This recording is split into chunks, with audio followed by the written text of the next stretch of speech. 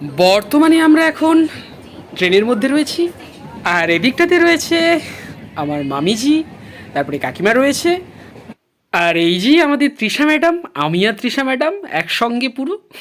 চলো চলো চলো সবাই মিলে যাওয়া যাক তাহলে। এদিকে চলছে পুজোর জিনিসপত্র কেনা, মানে পুজোর ডালি কেনা। পুজো দেওয়ার জন্য লাইনে দাঁড়িয়ে গেছি, অনেক দূর পর্যন্ত লাইন রয়েছে। এদিকটায় মা মোমবাতি জ্বালাচ্ছে। মায়ের সামনে এখন চলছে অঞ্জলি দেওয়ার পালা। নমস্কার, কেমন আছেন সবাই? এসটি ব্লগ চ্যানেলে আপনাদের সকলকে স্বাগত জানাই।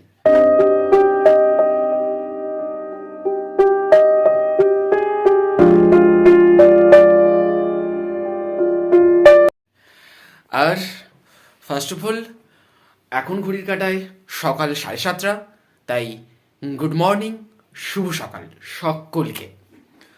আর আজকের গল্পটা কি নিয়ে সেটা আগের গল্পতে তোমাদেরকে বলেছিলাম, তাও আজকে আবারও বলছি। আজকের গল্পটা রয়েছে, মনে আছে তোমাদের? যদি না মনে থাকে তাহলে কন্টিনিউ গল্পটা দেখতে থাকো। গল্পটা দেখলে তোমরা আশা করি বুঝতে পারবে। আর টাইটেল থাম্বনেল থেকে বুঝতে পেরে গেছো, তাও পুরো ডিটেলসে বোঝার জন্য পুরো গল্পটা দেখতে থাকো।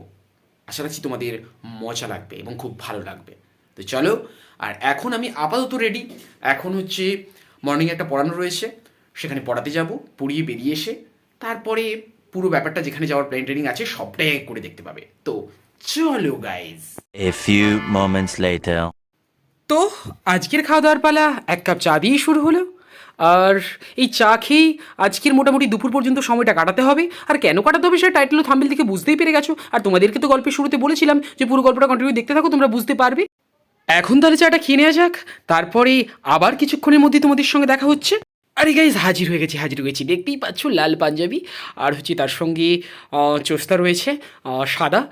সেই সঙ্গে মোটামুটি ড্রেসটা কেমন লাগছে, এই ড্রেসে মানে এই পাঞ্জাবি চোস্তাতে কেমন লাগছে অবশ্যই তোমরা কমেন্ট করে জানাও। আর যেহেতু এখন বর্তমানে একটা দেখতেই পাচ্ছ তোমরা, রেল স্টেশনে রয়েছি, তার মানে কোথায় টাইটেল থাম্বনেল থেকে বুঝতে পেরে গেছিলে। এবার তোমাদেরকে বলে দিই। তো চলো, বর্গভীমা মন্দির যা হচ্ছে, তো কি হবে না হবে সবটাই তোমরা দেখতে পাবে।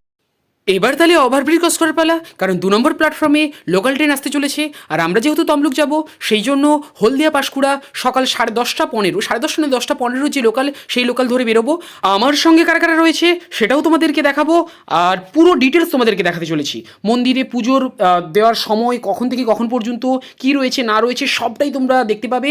আর আশা রাখছি তোমরা পুরো মানে গল্পটা কন্টিনিউ দেখলে তোমরা বুঝতেই পারবে। পুরো মন্দিরের পুজোর প্রসেস থেকে শুরু করে সমস্ত ডিটেলস তোমরা পেয়ে যাবে। তাই একটু না স্কিপ করে পুরোটা দেখতে থাকো, আর আশা রাখছি পুরো ডিটেলস আমি তোমাদেরকে দিতে পারবো এবং তোমাদের মজাও লাগবে। উঠে পড়লাম আমরা ট্রেনেতে। এইদিকে আমার মা রয়েছে, কাকিমা রয়েছে, আর এদিকটায় আমি আর তৃষা ম্যাডাম রয়েছি। এই যে আমি আর তৃষা ম্যাডাম, আর তৃষা ম্যাডামকে ঠান্ডাও লাগছে, শয়টা টুপি পরে নিয়েছে। এই যে আমি ওর সঙ্গে একটু লাগাচ্ছি। আর তোমাদেরকে পুরো ব্যাপারটা বলে দিই, আর আমরা যেহেতু হলদিয়া থেকে যাচ্ছি সেই জন্য হলদিয়া পাঁশকুড়া লোকাল ধরেছি। আর তোমরা এদিক থেকে গেলে ওই ট্রেনটাও ধরতে পারো, বা সকালে যে মর্নিংয়ে যে হলদিয়া হাওড়া যেটা যায় সেই ট্রেনটাও ধরো তোমরা যেতে পারো। আর অ্যাকচুয়ালি ওদিক থেকে যারা আসবে তারাও অলরেডি একই রকমভাবে হাওড়া থেকে হলদিয়া যাওয়ার লোকাল, সেই লোকালটা ধরে তোমরা পৌঁছে যাবে। কেউ তমলুকে নামতে পারো, তমলুক মেন যে স্টেশন রয়েছে ওই স্টেশনে, বা তোমরা মাতঙ্গিনীতে নামতে পারো। ওখান থেকেই তোমরা একদম চলে যাবে সোজা তমলুক বর্গভীমা মন্দির। আর এখানে রয়েছে আমি, আর বনুরা রয়েছে, আরও দুটো বনু আমার সঙ্গে যাচ্ছিল, সেই বনুরা রয়েছে আমার সঙ্গে। তো চলো সবাই মিলে একসঙ্গে খুব বেশি মজা করা যাক, আর তোমাদেরকেও সেই মজাটা দেখানো যাক। আমরা নেমেছিলাম মাতঙ্গিনী স্টেশনে, তারপরে সেখান থেকে টোটো ধরে এখন মন্দিরের উদ্দেশ্যে রওনা দিচ্ছি। পেছনে আমার সঙ্গে যারা গেছিলো সবাই বসেছে, আর আমি সামনে বসেছি, এখন যাচ্ছি। আর তোমাদেরকে এখানে একটা জিনিস জানিয়ে রাখা ভালো, তোমরা মাতঙ্গিনীতেই নামো বা তমলুক স্টেশনে নামো, ওখানে অসংখ্য টোটো রয়েছে এবং ভাড়া মন্দির পর্যন্ত 15 টাকা নেবে। কিন্তু কিছু কিছু টোটো রয়েছে যারা ইচ্ছে করে 20 টাকা চাইবে। তোমরা সেই জায়গা থেকে খেয়াল রেখে তোমরা অবশ্যই একটু ওয়েট করে 15 টাকা দিয়েই অবশ্যই তারপরে তোমরা মন্দিরের উদ্দেশ্যে যাও। তারপর তোমরা মন্দিরের সামনে অসংখ্য পুজো দেওয়ার যে দোকানগুলো রয়েছে, মানে ডালি নেওয়ার যে দোকানগুলো রয়েছে সেগুলো দেখতে পেয়ে যাবে। তোমাদের পছন্দ মতো যে কোনো দোকানে ঢুকবে, এখানেই তোমরা তোমাদের যে জুতো রাখার যে ব্যাপার সেটা তোমরা পেয়ে যাবে। ইভেন্ট তারপরে তোমাদের হচ্ছে এখান থেকে ডালি তোমরা নিতে পারবে। আমরাও সেরকম নিয়েছিলাম। আর ডালির যেটা মূল্য সেটা তোমার নিজের ইচ্ছে মতো যেরকম তুমি নিতে পারো, 60 70 80 90 100 200 যা খুশি নিতে পারো। তো আমরা এভাবেই মোটামুটি এখান থেকে ডালি নিয়ে তারপরে এখান থেকে সোজা মন্দিরের উদ্দেশ্যে রওনা দিয়েছিলাম। ডালি নেওয়া ডান, এবার আমরা মন্দিরের উদ্দেশ্যে রওনা দিচ্ছি। এই সিঁড়ি ধরে আমরা উপরে উঠবো, সামনে সবাই রয়েছে, আমি পেছনে রয়েছি। আর হ্যাঁ, তোমাদের এখানে আর একটা জিনিস বলে রাখা উচিত, বা আমি মনে করি বলে রাখা উচিত। তো সেই জায়গা থেকে তোমাদেরকে বলে দিচ্ছি, এখানে মায়ের প্রসাদ প্রত্যেক দিনই, যেটাকে ভোগ প্রসাদ বলে, সেটা পাওয়া যায়। তোমরা যদি মায়ের প্রসাদ বা ভোগ প্রসাদ খেতে চাও, তাহলে এই যেই দোকান থেকে তোমরা ডালি নেবে, ওই দোকানে একটা কার্ড পাওয়া যায়, ওই কার্ড তোমরা সংগ্রহ করবে এবং ওখানে একটা ফোন নাম্বার দেওয়া আছে। ওই ফোন নাম্বারে তোমরা ফোন করলে ওই দোকানদার তোমাদের সঙ্গে যোগাযোগ করে ওখানে ভোগের ব্যবস্থা করে দেবে। তো যারা পুজো দিতে এসে ভোগ খেতে ইচ্ছুক, তারা ওই ফোন নাম্বারে, ওখান থেকে যে কার্ডটা পাবে, ওই কার্ডটা, ওখানে যে ফোন নাম্বারটা আছে, ফোন নাম্বারে যোগাযোগ করলে অবশ্যই তোমরা ভোগ প্রসাদ খেতে পেয়ে যাবে। আর হ্যাঁ, যে দোকানের কাছ থেকে তোমরা ডালিটা নেবে, সেই দোকানদার যেচেই হয়তো তোমাদেরকে কার্ডটা দেবে। যদি না দেয়, তাহলে তোমরা চেয়ে নেবে যে আমরা ভোগ প্রসাদ খাবো, সেই জন্য আমাদেরকে একটা কার্ড দেওয়া হোক, তাহলে ওরা কার্ডটাও তোমাদেরকে দিয়ে দেবে। এই ব্যবস্থাটাও রয়েছে এই জায়গাটাতে। এরপর বন্ধুরা, পুজো দিতে গেলে তোমাদেরকে লাইনে দাঁড়াতে হবে, যেরকমভাবে আমি এবং আমরা দাঁড়িয়ে রয়েছি। তো সেরকমভাবে তোমাদেরকে লাইন দিতে হবে পুজো দেওয়ার জন্য। এখানে বর্তমানে আমরা লাইন দিচ্ছি এবং এটা মন্দিরের পেছন থেকে শুরু হচ্ছে। এই লাইনটা গিয়ে একদম মন্দিরের সামনে, মানে ঢোকার মুহূর্তে যেখানে আমরা পুজো দেবো, সেই জায়গাটাকে পৌঁছাবো। এই যে লাইন আস্তে আস্তে করে এগোচ্ছে এবং আমরা লাইনের সাথে সাথে আস্তে আস্তে করে এগোচ্ছি। আমি রয়েছি, মা রয়েছে, আর বনুরা রয়েছে, কাকিমা রয়েছে, সবাই মিলে মোটামুটি পুজো দিচ্ছে। আর তোমাদেরকেও পুজো দেওয়ার জন্য এভাবেই লাইনে দাঁড়িয়ে পুজোটা দিতে হবে। বড় মার সামনে পুজো দিতে সেখানে তো ক্যামেরা অ্যালাও নেই, তো সেখানে সেই জন্য আমরা ভিডিও করতে পারিনি, আর তোমাদেরকেও কিছু পোর্শন দেখাতে পারবো না। তো সেই জায়গা থেকে ওখান থেকে পুজো দিয়ে বেরিয়ে আসার পর সামনে আরও একটা, যেটাকে বড় মার উদ্দেশ্যে যে ত্রিশূল থাকে, সেই ত্রিশূলের ওপরে এখানে সবাই সিঁদুর দিয়ে বিভিন্ন মনস্কামনা পূরণ করে। সেভাবে আমিও করছি। তোমরাও এলে এই জায়গাটাতে একই রকমভাবে মন্দিরের সামনে, মানে বড় মার সামনে একটা ত্রিশূলের মূর্তি রয়েছে, তার উপরে এভাবেই তোমরা সিঁদুর লাগিয়ে তোমাদের মনোবাসনা পূরণ করতে পারো, যেমনভাবে আমি করছি। তারপর আমরা পৌঁছে গেলাম মন্দিরের পাশে একটা গাছ রয়েছে এবং সেই গাছের পাশে মোমবাতি জ্বালানো হয়। এই মোমবাতি জ্বালিয়ে মনোবাসনা পূরণ করা হয়। সেই উদ্দেশ্যে আমরা পৌঁছে গেলাম। তোমরাও গেলে একই রকমভাবে এই জায়গাটাতে চলে আসবে এবং মোমবাতি জ্বালিয়ে নিজেদের মনোবাসনা পূরণ করবে। এখন বর্তমানে মা আর বনুরা মোমবাতি জ্বালিয়ে মনোবাসনা পূরণ করছে। আর হ্যাঁ, এরই পাশে রয়েছে একটা গাছ, যে গাছে বিভিন্ন মানুষেরা ডুরি বেঁধে তাদের মনের আশা বড়মার কাছে তুলে ধরে। এবং এই ডুরি বাঁধার সঙ্গে একটা আধ্যাত্মিক ব্যাপার রয়েছে।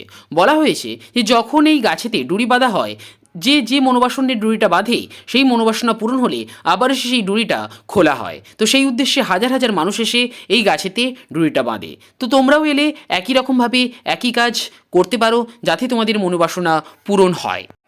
এবার শুরু হলো বড়মার কাছে অঞ্জলি দেওয়ার পালা।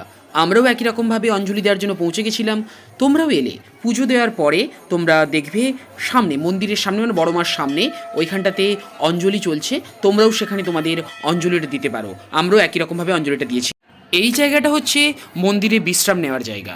যেমনভাবে আমরা সবাই বিশ্রাম নিচ্ছিলাম এখানটাতে একটুক্ষণের জন্য। তো এখানেও অসংখ্য মানুষ যেহেতু আসে, তাদের জন্য বসার জন্য বা বিশ্রাম নেওয়ার জন্য এই জায়গাটা রয়েছে। আর হ্যাঁ, তোমাদেরকে আরও একটা জিনিস জানিয়ে রাখি, সপ্তাহে 7 দিনই এখানে মন্দির খোলা থাকে। সকাল 8টা থেকে সন্ধ্যে 5:30 6টা পর্যন্ত খোলা থাকে। তোমরা সেই সময়ের মধ্যে এসে যখন খুশি এসে তোমরা পুজো দিতে পারো। পুজো দিয়ে তোমরা তো দেখলে আমরা ওখানে বিশ্রাম নিচ্ছিলাম। তারপরে আমরা মন্দির থেকে বেরোচ্ছি। এই একই রকমভাবে সিঁড়ি ধরে নিচে নামছি এবং এখান থেকে আমরা বেরিয়েছিলাম। তারপরে আমরা সোজা পৌঁছে গেছিলাম পেট পুজোর জন্য, অর্থাৎ দুপুরের পেট পুজোর জন্য। এবং যে জায়গাটাতে গিয়েছিলাম সেই জায়গাটাও অনেকেরই চেনা জানা। আমি এই জায়গাটাতে আগেও একবার এসেছি। সেই জায়গাটা গেলে তোমাদেরকে পুরো ব্যাপারটা দেখাবো বলতে সেরকম কিছু ডিটেলস দেখাবো না, মোটামুটি কী কী আইটেম রয়েছে সেটা দেখাবো, আর জায়গাটার নাম সেটার সম্বন্ধে একটু বলে দেবো। তো চলো যাওয়া যাক। 2000 years later. মন্দির থেকে নেমে ডান দিকে কিছুক্ষণ এগিয়ে গেলে দেখতে পাওয়া যাবে একটি দোকান, যে দোকানের নাম হচ্ছে মহাপ্রভু হোটেল। যে হোটেলে পিতলের থালা বাটি গ্লাসে খাবার দেওয়া হয়, একটা ঐতিহ্য, সত্যি খুব ভালো লাগে। এই জায়গাটাতে আমি আগেও এসেছি বলছিলাম। তো এখানে সমস্ত নিরামিষই খাবার পাওয়া যায় এবং সেই সঙ্গে সঙ্গে আইটেম রয়েছে। 60 টাকাতে পুরো নিরামিষি খাবারটার ব্যবস্থা রয়েছে। নিরামিষের মধ্যে রয়েছে আলু ভাজা, 2টো সবজি ছিল, একটা সবজি এখন দেখতে পাচ্ছ, পরে একটা সবজি এসেছিল, তার সঙ্গে ডাল, তার সঙ্গে ছিল সোয়াবিনের তরকারি, তার সঙ্গে পাঁপড় ভাজা, কাঁচা লঙ্কা, লেবু, এই জাতীয় নিরামিষ খাবার পাওয়া যায় এবং সত্যি খাবারগুলো টেস্ট এবং মূল্য আগেই বললাম 60 টাকা। তোমরাও এসে খেতে পারো। আর হ্যাঁ বন্ধুরা, লাস্টের দিকে অবশ্যই তোমাদের জন্য থাকছে চাটনি, পায়েস, এই 2টো আইটেম অবশ্যই থাকছে। মহাপ্রভু হোটেলে পেট পুজোর পর আমরা বাড়ির উদ্দেশ্যে রওনা দিয়েছিলাম। তো সবাই চলে এসেছি স্টেশনে এবং যাওয়ার সময় আমরা মাতঙ্গিনী স্টেশনে নেমেছিলাম, কিন্তু বাড়ি আসার সময় আমরা এসেছিলাম তমলুকে। আমি তোমাদেরকে বলেছিলাম না, তোমরা তমলুকেও নামতে পারো, তোমরা মাতঙ্গিনীতেও নামতে পারো। তো বাড়ি আসার সময় আমরা তমলুকে নেমেছিলাম এবং এখান থেকেই আমরা সবাই মিলে একসঙ্গে বাড়ি এসেছিলাম। তো যাই হোক, এখানেই আজকের গল্প শেষ করব। আর আশা রাখছি গল্পটার মধ্যে বড়মার অর্থাৎ বড়ভীমা মন্দিরের পুজোর সময় থেকে শুরু করে অনেক ডিটেলস তোমাদের কাছে তুলে ধরতে পেরেছি।